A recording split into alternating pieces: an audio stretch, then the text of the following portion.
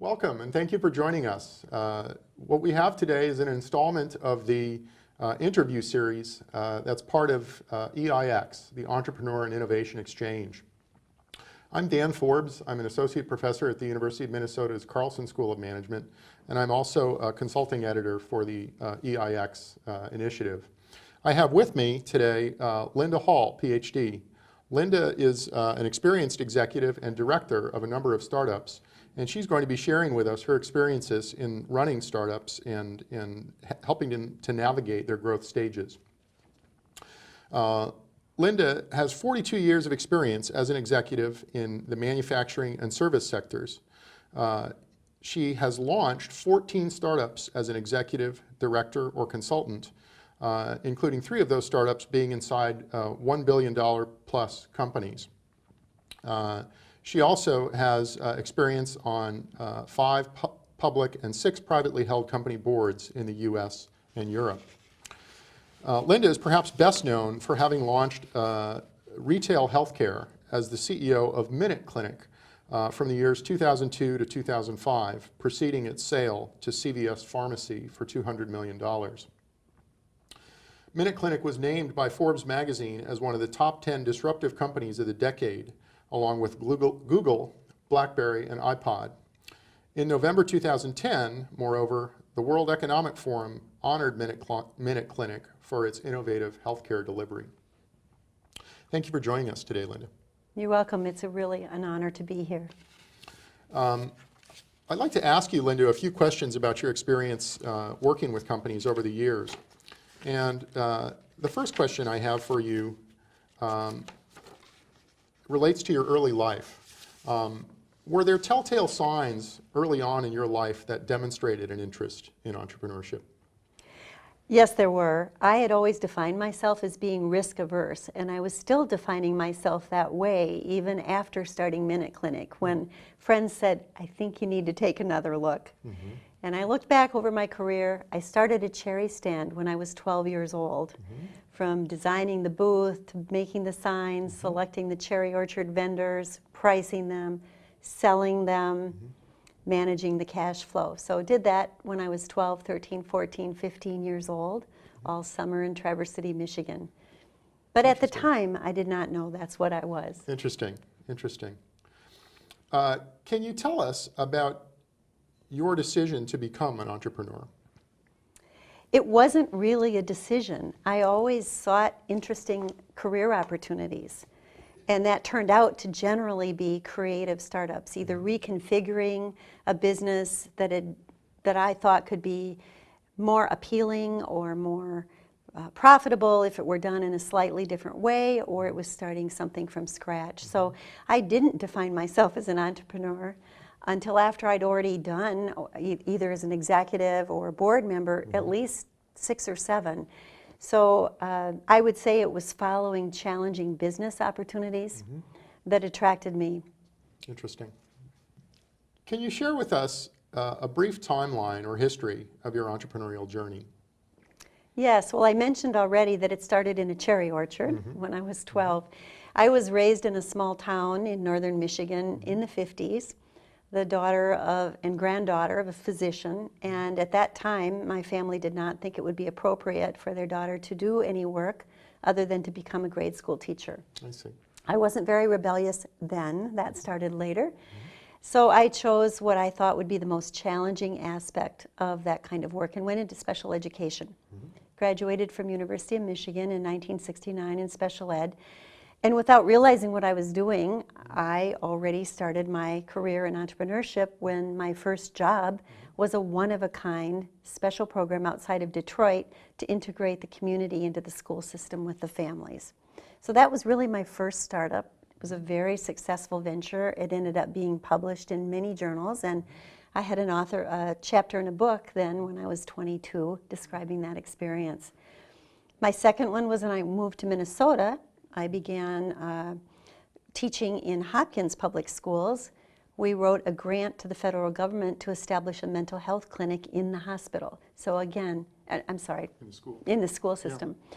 So again, hadn't been done before. Mm-hmm. We could demonstrate that we had a very successful track record of preventing high school dropout. Mm-hmm. Mm-hmm.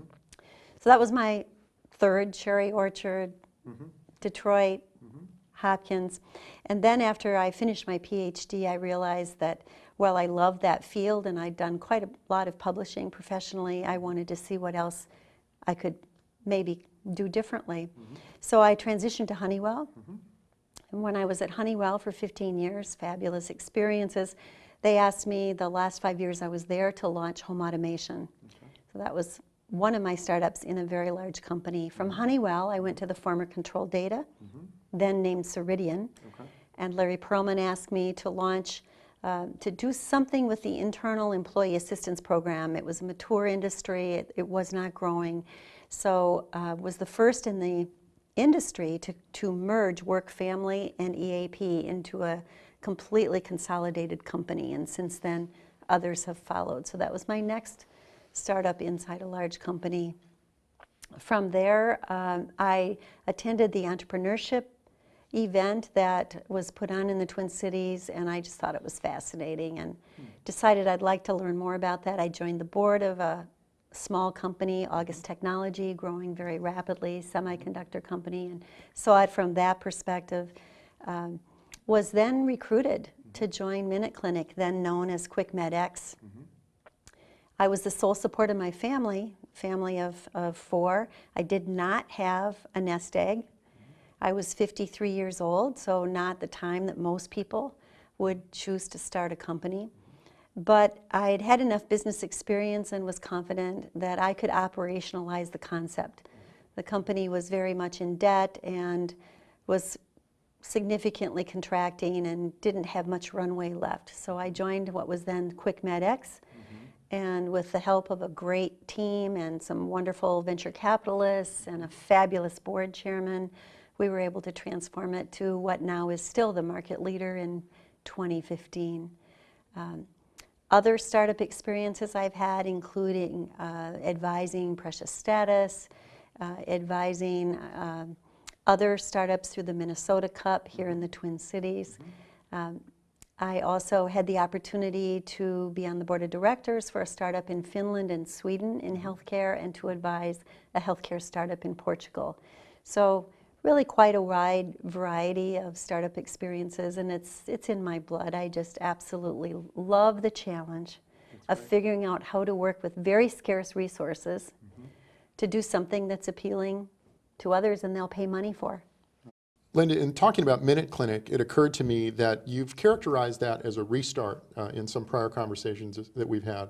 Would you explain that a little bit more? How was the history of that company unfolding, and why did it need a restart? Well, there were 3 founders who had an absolutely brilliant idea. It was very creative of them and very courageous of them as well to start the company against all odds. However, they really had struggles operationalizing it.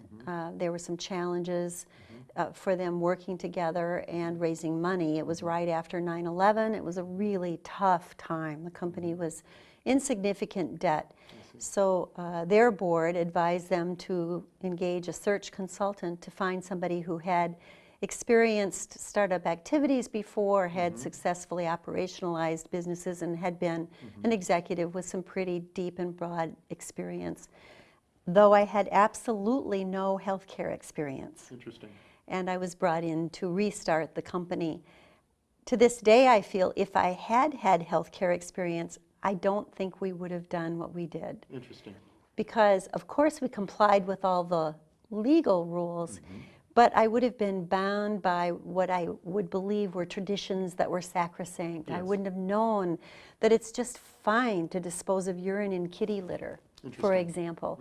I would never have considered the possibility that you could have a little clinic with no examining table and no receptionist, that you could limit your menu of services just like McDonald's does. In the same way that no one drives through McDonald's to request shrimp cocktail. No one came to MinuteClinic for a heart attack because we had a posted menu with prices. But those things were so different from the norm in healthcare, and I believe if I had come from that field, I don't believe I could have seen it so differently, and as a result, so cost effectively. Interesting. So it freed you from constraints in some sense to not have come from healthcare. And I think that's been a gift of my career. I've jumped from so many different industries, heating, ventilating, air conditioning, financial services, benefit services, healthcare, teaching, that I've always known I wasn't an expert in the content, which has helped me perhaps listen a bit more creatively and seeking input from a variety of perspectives of what could be done in the field. And I was never constrained by conventional thinking. So I always approach them totally from the perspective of what would it be like to be in the shoes of the consumer of the product or service. What would make it an appealing process? What would make it an appealing purchase? Right.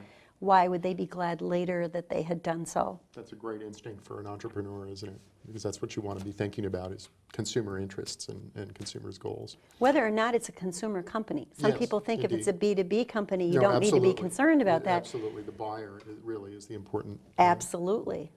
person to pay attention to. You know, another interesting feature of your background is this cross-industry work that you've done and the cross-sectoral movement that you've done. When I talk to students, I often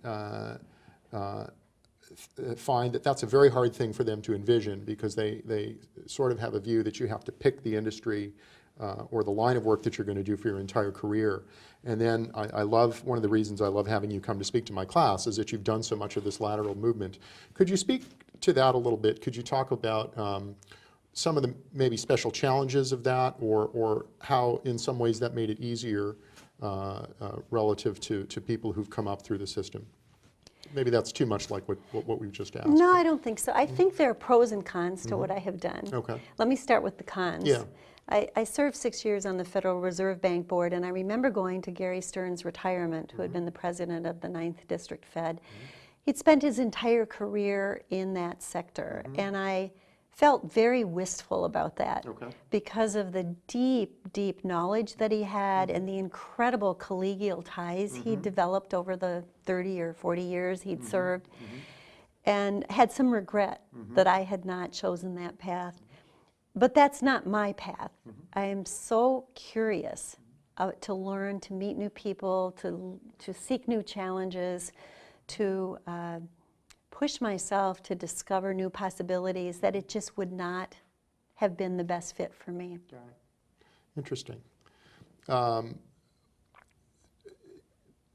Talk to us a little bit, if you would, about your academic experience. There aren't many entrepreneurs who also have a PhD in an academic subject, and how did your knowledge, your deep knowledge of special education, which I guess is what your PhD was in, how did that help or hinder your entrepreneurial pursuits, if at all?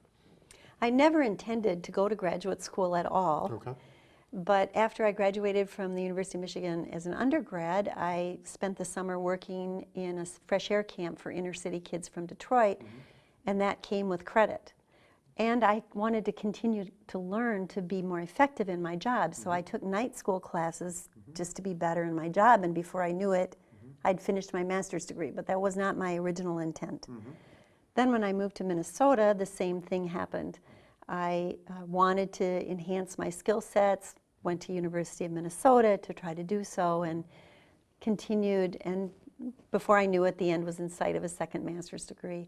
After I wrote the grant for the mental health clinic in the Hopkins Public Schools, we were very engaged in creating opportunities for students to get course credit through a method of performance management that incentivized them on their behavioral skills, not just their academics. And so we were asked to do a lot of speaking.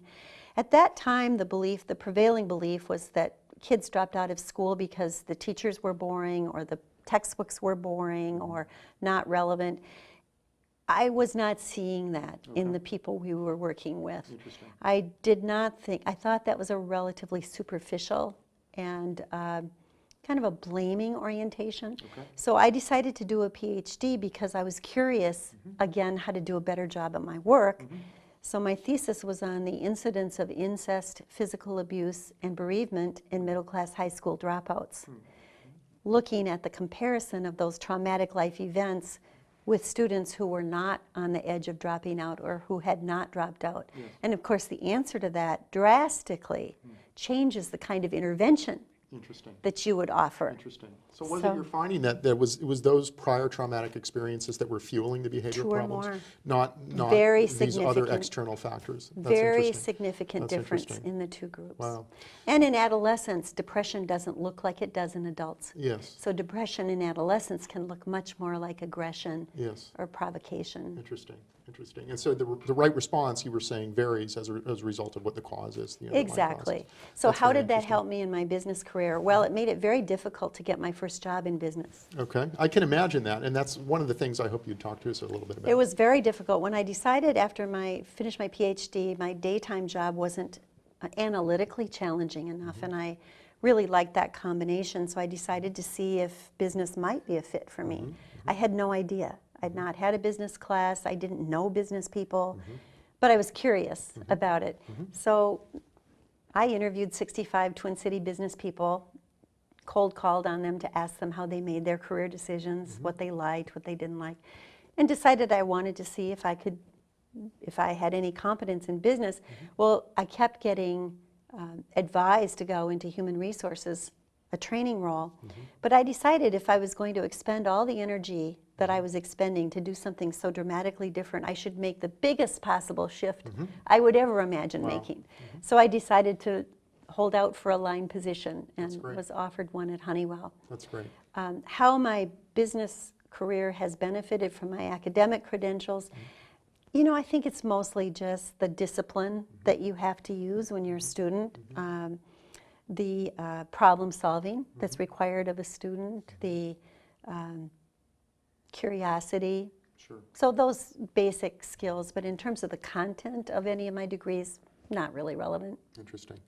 Can you tell us, Linda, in more recent years you've done some teaching, and talk to us a little bit about your engagement with business education, both as an educator and just as an observer, what you see going on. Well, after I retired in my last CEO job, which was a startup that had been acquired by a private equity firm in the home healthcare space, I was asked by John Stavig at the Carlson School if I'd be interested in teaching. My response was, I'd be very interested in trying it. I have no idea if I'd be any good at it. I have no idea if I'd like it. And remember, I've never had a business class. So are you sure you want to offer me this opportunity? He did, and I'll be forever grateful for that. I taught 6 years in the undergraduate program in the Department of Entrepreneurship, in the MBA program, and then in a program in the medical school, and absolutely loved it. My focus, I was asked to teach how companies navigate stages of growth post-launch to maturity. So not concept to launch, but launch through maturity. And of course, I had to learn about that academically in order to teach it. And now I so wish I had had that class before I had led startups, because the idea part is pretty easy. The getting it off the ground part is exhausting, but you can do that. But then what? Then how do you build a distribution network? How do you hire people? How do you let go of being involved in the minute details of the company? How do you maintain a culture when you go from 5 employees to 25 employees to 100 employees? So many challenges. How do you develop infrastructure and processes? And it's often referred to as the organizational plumbing. Boring stuff that rarely is of interest to an entrepreneur, but can make or break a company. I believe that. If it's done too soon, it can destroy the company. If it's done too late, it can destroy the company. So in retrospect, I wish I had had that class. I could have avoided a lot of mistakes, but it was fascinating teaching that at the Carlson School, and you know, what a marvelous experience it was for me to learn from my students. Good. What would you say to people who have questions about whether you can teach entrepreneurship? How did you manage to convey that in your classes? You know, if all of these subjects that you explained, many of them were things that you had to learn on the job. You know, what are the things that students can learn in advance at various stages of their career, whether an MBA or an undergraduate? How can you prepare yourself to do those challenges, to meet those challenges more effectively? That's a great question, and I really don't know the answer if you can teach someone to be an entrepreneur. The approach I took was more, would it feel good to be in this role? So thinking more, when you go to the eye doctor and the wheel turns, is it clearer here or here? How comfortable is somebody with risk-taking? It's not a good or a bad answer. It's just, do you like that? Do you not like that? Do you prefer a job that someone held before you and someone held that job before them, and so you're coming into something relatively well-defined? Or does that make you crazy and you want to create it yourself? Do you need answers, or do you love uncharted territory in terms of finding customers and satisfying customers? So in my classes, it was more about the attributes required of an entrepreneur, and does this feel like it's you or not? Interesting. It's much more lonely being an entrepreneur than running a division or a business or a functional area within a large company, because when you're the entrepreneur, you really don't have peers. So my orientation is more, do you think it would feel good to you? Do you think it would feel like a fit rather than a skill or content that you need to learn? So is it your sense that there are different roles that people need to play throughout an entrepreneurial process, and individual people should come to a determination of what role they're best suited to fill? Oh, absolutely. I would never be the person to come up with the idea and launch it. Okay. I'm just not that person. Interesting. I could see a million reasons why it wouldn't work. Okay. And that's one of the reasons I'm a good executor and operations person, because I can see a million reasons why it won't work. And I'll always have plan B, plan C, plan S, plan V, just in case. But that would hidebound somebody who had an idea to launch. So some people can take it all the way. Some people can come up with the idea, take it all the way up to $100 or $1 billion company. It's rare. That's interesting. It's rare that the same person can do that, but it certainly can be done and has been done. Steve Jobs is clearly one of the more famous examples. Right. Some people can do multiple roles, but it is important, I think, to appreciate the multiple roles that are needed in a startup, and the fact that people with different skill sets can still play important roles in the entrepreneurial space. Absolutely. Good. What were the most defining moments for you in terms of having the potential to make or break your career? There were so many. I'm so grateful for my career. It's just been really fun and exhausting and exhilarating. One was when I went to MinuteClinic, as I said, I was the sole support of my family. And I was told that I would have this X salary, which was a significant cut from my corporate salary, but I was prepared to do that. I knew there was equity possibility, but I wasn't really thinking about that at the time. I just was fascinated with the idea of taking this company to its full potential. So I was told I would have this base salary, but that there was a little cash flow problem and I wouldn't get paid to the 30th of the month. Started on the 1st. The 30th of the month came, and oops, that money they thought was coming in did not appear. Interesting. So that was a Friday, and I called an emergency board meeting for Monday morning because we were $1.5 million in debt. And I prepared the plan to gracefully shut down the company. However, on Sunday afternoon, and this gets to a question that I know you were going to ask me later in terms of favorite quotes or things that keep you going, one of mine is there are always 3 or more alternatives. Almost always, if you can expand your thinking broadly enough to consider them. So I decided that Sunday afternoon to have a plan B. What if the board would let us hang in there without money? And they accepted that plan, and that included me taking 0 salary, borrowing from the bank for my own family, but as well to buy the paper for the copy machine at work and so forth. The 3 people at corporate would take no salary for the summer. We would pay our nurses, and we would get some convertible debt and do that. So that was really a defining moment. It was 9 months before I raised the $3 million. Wow.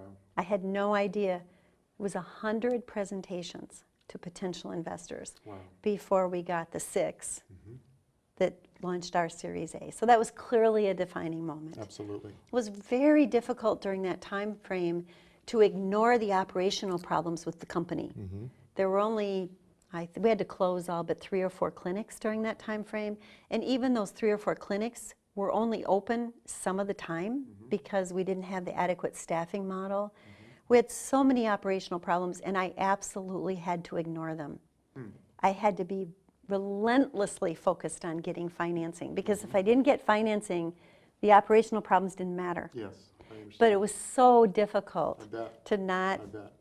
to not dig into that Yeah. and just stay the course with the financing. It's Interesting. really hard. Interesting. I used to, the musical Mamma Mia, there's a song from that musical, Money, Money, Money. Yes. And that would just go through my head all day long. We'll find it somewhere. Interesting. You know, 93 no's to get There's 6 a or real 7 story of yeses. persistence there, and I've heard this from many successful entrepreneurs, that there are a lot of doors that get closed in your face before that successful opportunity comes through. That's true, and the key, I advised another entrepreneur who really struggled because during that process, that person became quite angry, Yes. and it was transparent, and it's a self-defeating process because that anger translated, Right. and it was, on the contrary, I tried to look at every single no to find out what I could learn from it. Was it that I presented the information poorly?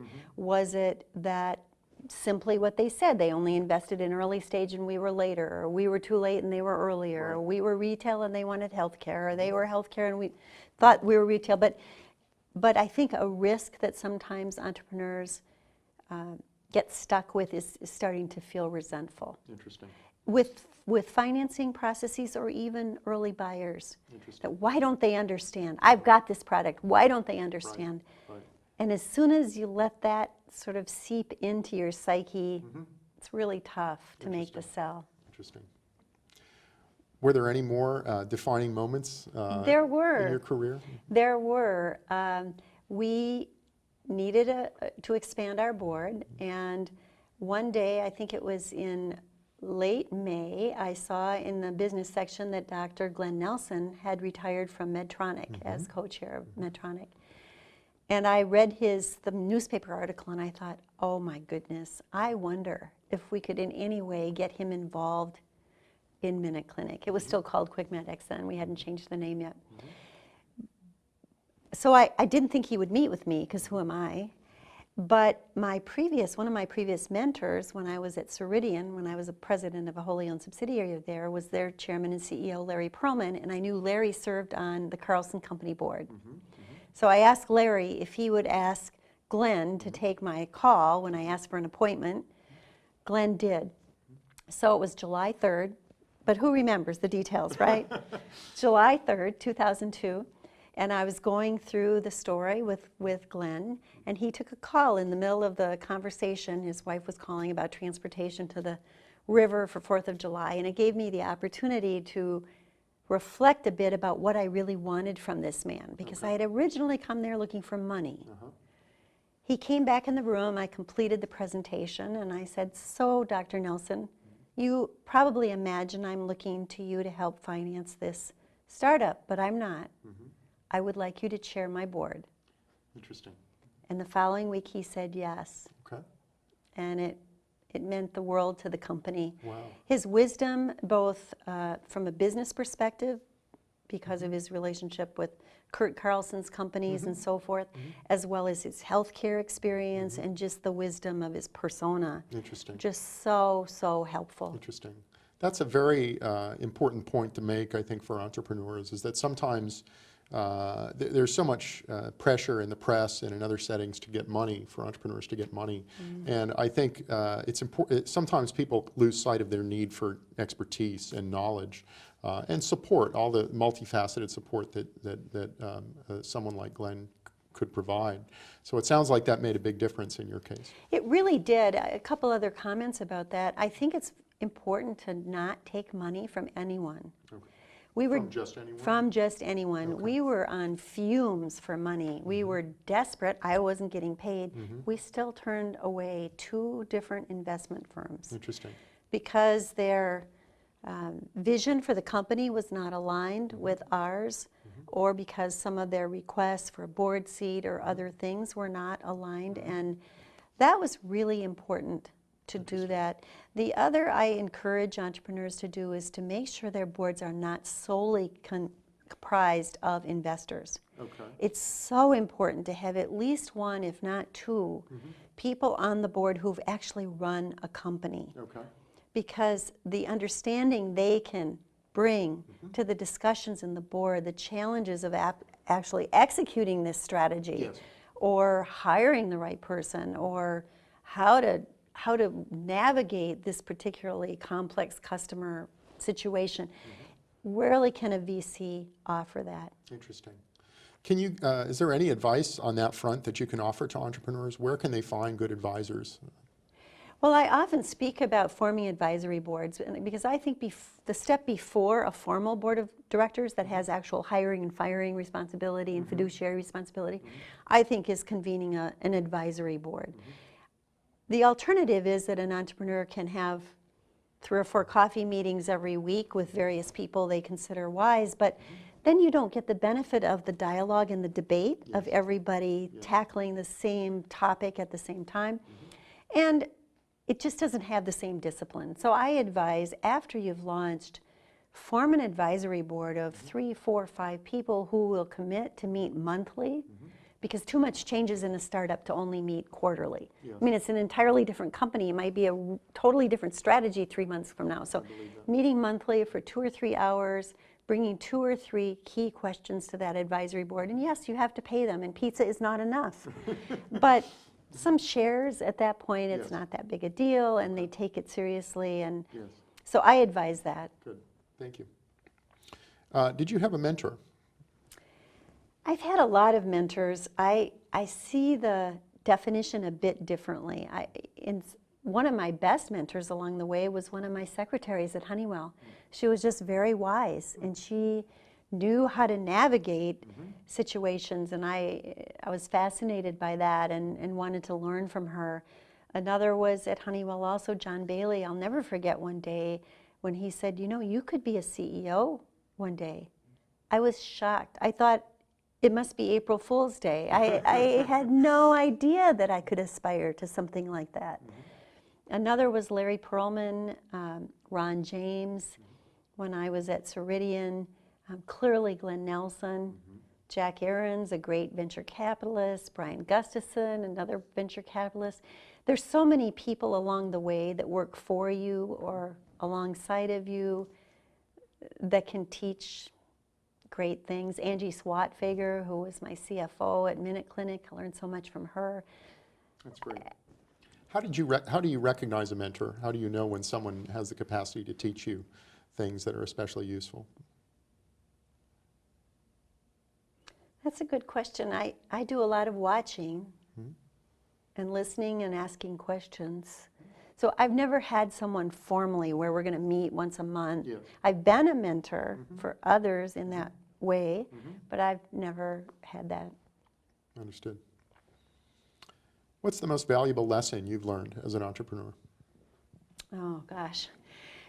So many of the lessons I've learned, I learned by doing it poorly. I love the saying, a mistake is a lesson not yet learned.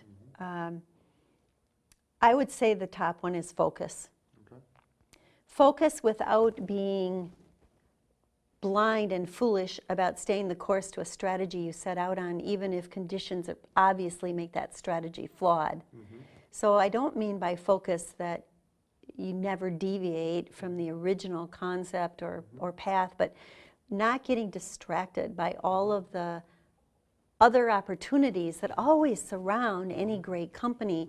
But if you dilute the efforts, I feel that you fail. Yes. So, and people love to be around entrepreneurs. They say that's the new rock star. You know, so you've got all these groupies that have other ideas that are great ideas, but your company will never survive if you follow every rabbit trail. Right. So having the courage and the confidence and the discipline to stay the course, I think with focus is a really important one.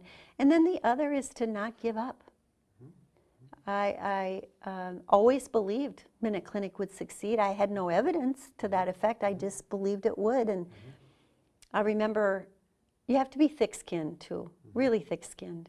I remember in one meeting in a zoning hearing on the East Coast, this gentleman came up to me shortly before the hearing. We had to get zoning approval to put a clinic in a Target there, and he got very close to my face. Now, I know East Coasters do tend to have a different physical space than we Minnesotans, but he was very close. And he looked at me in the eye and he said, "You are cancer. You are personally destroying healthcare in America Wow. with MinuteClinic." Strong statement. So, yeah, my knees were quaking, but I couldn't quake in my voice. And I said, "Oh, you must be a physician." And we later learned that he operated the local urgent care, and he liked charging $150 for pink eye when we charged $45. I So see. all was fine. But Okay. it's having to act strong even when you don't feel strong. I understand. I understand.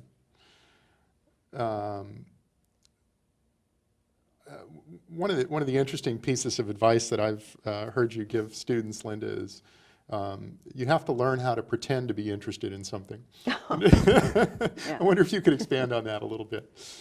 Well, the first day of class when I teach, I always say I have certain ground rules and various things to make sure that we have a productive and fun and effective class period. But one of the things I tell them they'll need to learn to be effective in business, and I expect them to practice in the class, is to fake being interested in when they're not, and to fake being enthusiastic even when they're not. Interesting. Because all of us are bored at some time in our daily work, or find something to be really not interesting.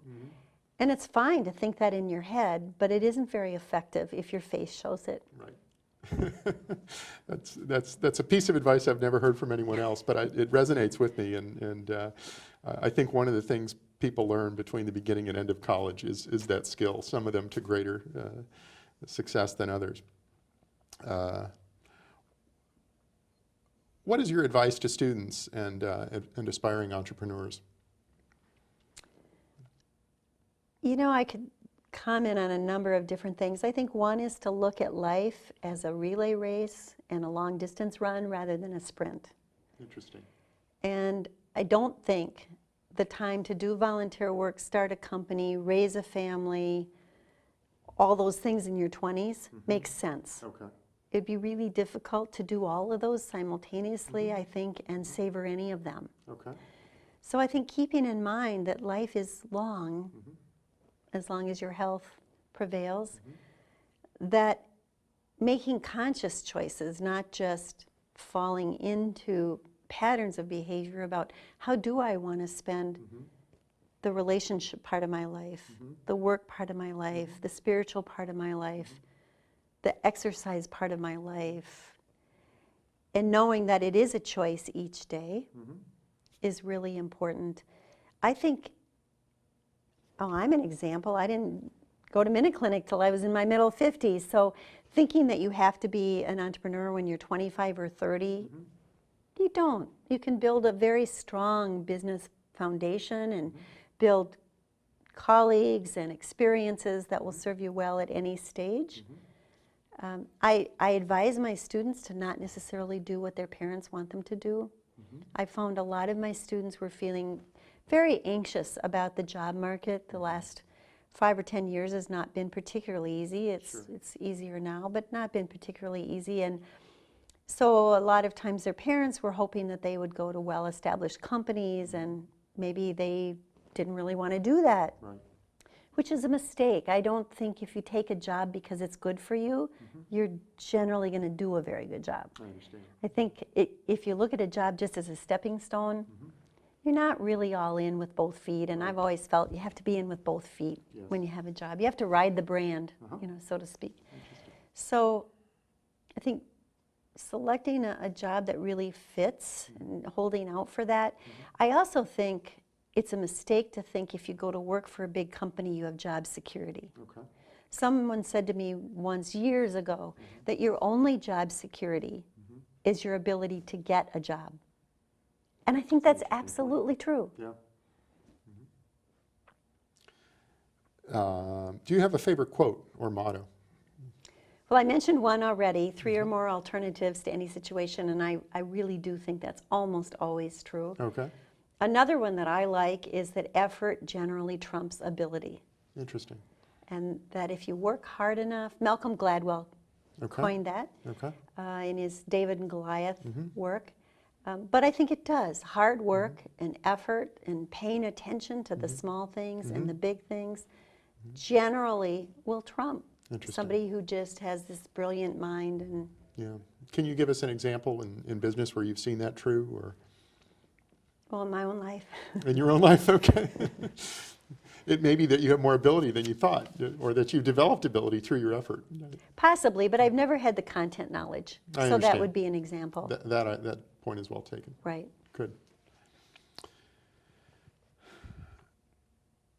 Well, I feel like we've covered a lot of great content. Are there other things that you wanted to talk about that we haven't gotten to yet?